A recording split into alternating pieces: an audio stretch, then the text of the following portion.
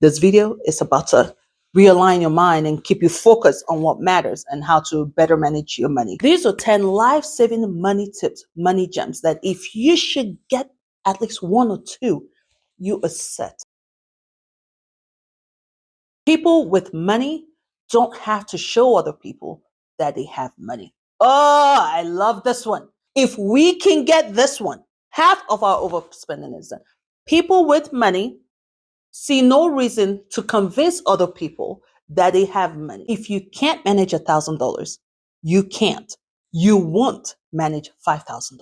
For a lot of us, the problem is management, financial management, money management. This is why people that are well off still have financial problems. If you don't learn the basics of money management, living within your means, putting some aside. If you don't learn those basics, 5,000 comes in and it might as well be the same as 1,000. It wouldn't make any difference.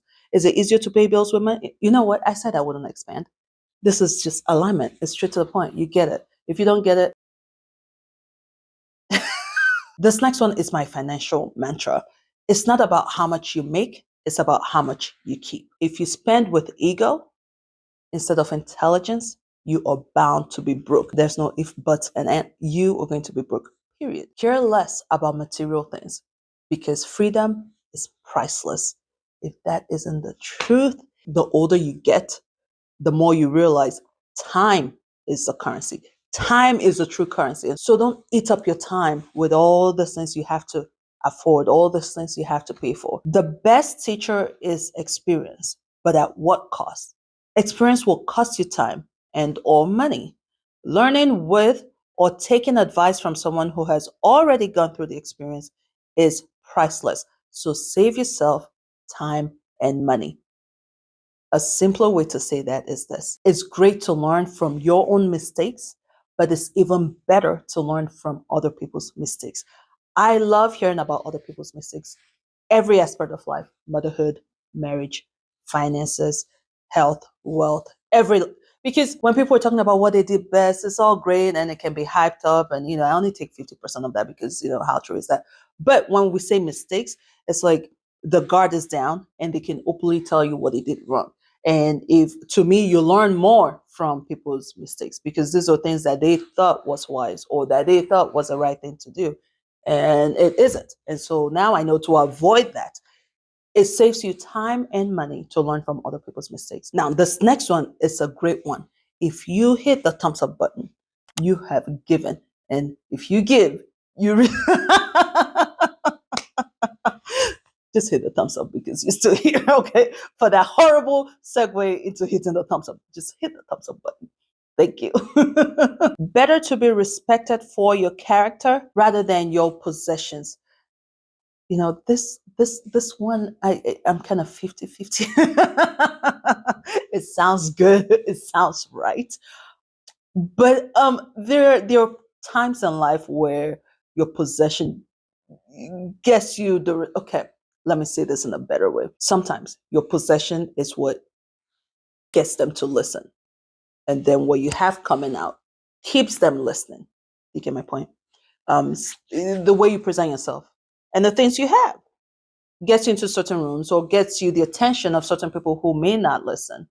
And so just getting that, I'm not saying go out of your means. I'm saying, yeah, it's good to be remembered for your character, but sometimes that possession will get them to listen, first of all, and then your character keeps them listening. You can't be an empty vessel. You can't be an empty, good looking person, empty, yes, you're in a wonderful area, you're in a wonderful home, you drive a wonderful car, you speak well and eloquently, and yet what's coming out is rubbish. So character, the way you make people feel, the way you treat people, all that matters. But I still think sometimes what you possess, what you have, it does keep open the door, or at least have them start listening, and then everything else keeps them listening. What do you think?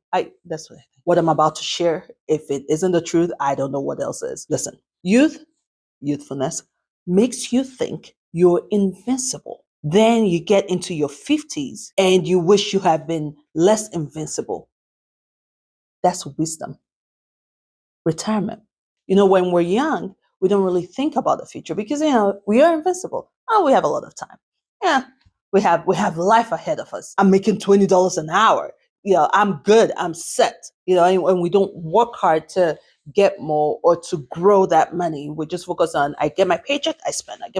We don't think about the future. And then we turn 50, heck, we turn 40. And then retirement is a lot closer. And now we're like, oh, I wish I didn't do all this. I wish I didn't do that. I wish I did that. I wish I invested earlier.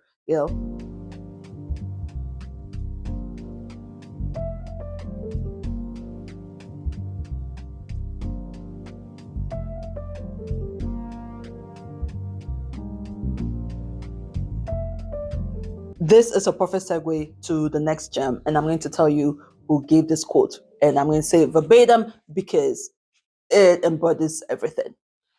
It's okay to spend because you've worked hard for it, but don't get lost in the sauce where your identity becomes looking like you've got it. That money is going to run out. I don't care how much you make.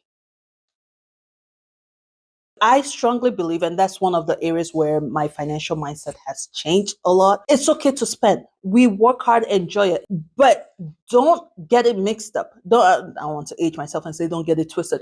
Don't lose yourself in that, thinking now you have to spend for your identity. Now, if you don't have this, you haven't made it. If you don't get this, you don't show you're living. You will lose your money, period. Regardless, if you don't know how to spend 1,000, you don't know how to spend five. If you're spending with ego, you're bound to be broke. These are money principles that stands regardless of how much you make. This quote is coming from someone who's made millions, and he learned how to manage his money so that after retirement, he still has a lifestyle that he has. That sums up most of personal finance. Because when it comes to money, a lot of it is more of a behavioral thing. And these are tips to help you with those behaviors.